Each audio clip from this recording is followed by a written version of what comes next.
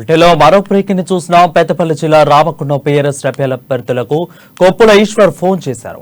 అత్యవసరంగా కేటీఆర్ తో సమావేశం అవ్వాలని సూచించారు. మంత్రి నుంచి ఫోన్ రావడంతో బీఆర్ఎస్ అభ్యర్థులు హుటాహుటిన హైదరాబాద్ బయలుదేరారు. ఇవాళ మంత్రి కేటీఆర్ తో అసమ్మతి నేతలు భేటీ కానున్నారు.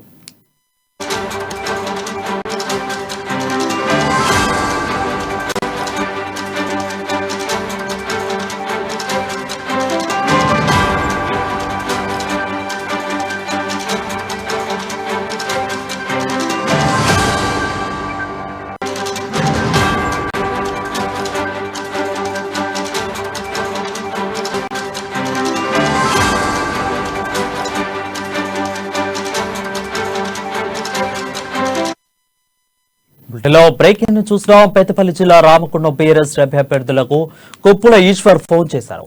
అత్యవసరంగా కేటీఆర్ తో సమావేశం అవ్వాలని సూచించారు. మంత్రి నుంచి ఫోన్ రావడంతో బీఆర్ఎస్ అభ్యర్థులు హుటాహుటిన హైదరాబాద్ బయలుదేరారు. దీనిపై మరింత సమాచారం మా ప్రతినిధి శ్రీకాంత్ అందిస్తారు. శ్రీకాంత్, చెప్పండి, అత్యవసరంగా హైదరాబాద్ బయలుదేరారు. అయితే మంత్రి నుంచి ఫోన్ రావడానికి గల కారణాలేంటి? Thank you Varun.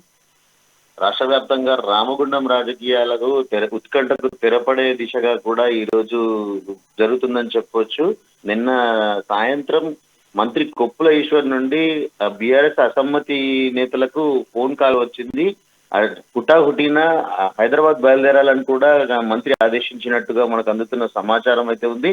అయితే ఈ రోజు ఉదయం ఇప్పటికే హైదరాబాద్ చేరుకున్నారు. ఎవరైతే 5గురు అసమ్మతి నేతలు ఉన్నారో వీరంతా కూడా కేటీఆర్ తో సమావేశం అవనున్నారు. ఇప్పటికే మంత్రి కొప్పులతో పాటు ఎమ్మెల్యే కోరుకంటి చందర్ కూడా కేటీఆర్ తో సమావేశమై ఉన్నారు. అయితే ఎన్నాళ్ళుగానూ ఉత్కంఠగా ఉన్న ఈ వీరి వివాదానికైతే ఈ రోజు తెరపడనుందా, లేకపోతే దీన్ని మళ్ళీ కొనసాగించనున్నారా అనేది ఒక ఉత్కంఠగా మారిందని చెప్పవచ్చు. ఈ నెల 6వ తేదీన ఈ రెబల్ అభ్యర్థులంతా కూడా ఒక భారీ బహిరంగ సభకు పిలుపునిచ్చిన పరిస్థితి అయితే రామగుండం నియోజకవర్గంలో నెలకొంది.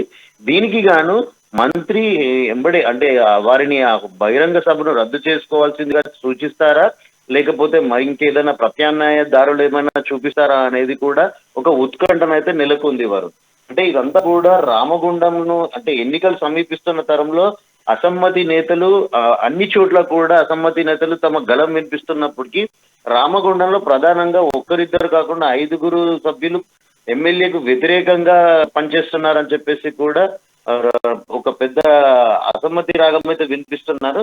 వీళ్ళందరూ కూడా బుజ్జగించి ఒకే దాడిపైకి తీసుకువస్తా, లేకపోతే ఇంకా దానికి ప్రత్యామ్నాయంగా మళ్ళీ వేరే వారిని బరిలోకి దింపుతారా అనేది అయితే ఒక సస్పెన్స్ అయితే ఈ రోజు తెరపడనుందా, లేకపోతే మళ్ళీ కొద్ది రోజులు గడువు కోరే సమయం ఉంది కావచ్చు అని సమాచారం అయితే ఉంది. అంటే ఇప్పటికే వీళ్ళంతా కూడా మంత్రి కొప్పులను గతంలో కూడా కరీంనగర్ లో మంత్రి కొప్పులను కూడా కలిసి వారి సమస్యలంతా విన్నవించినట్టుగా అంటే రామగుండం నియోజకవర్గంలో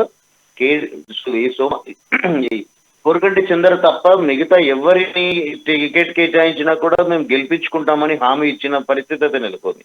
ఇంకా ఈ 5గురిలో ఎవరికైనా టికెట్ కేటాయిస్తారా, లేదా తిరిగి వీరిని బుజ్జగించి మళ్ళీ కోరికంటికే టికెట్ ఇస్తారా, ఈ రోజు కేటీఆర్ ఏం సూచిస్తారా అనేది మాత్రం ఒక సస్పెన్స్ అయితే మరికొన్ని గంటల్లో వెలువడనుంది. Varun. Right, thank you Srikanth for the updates.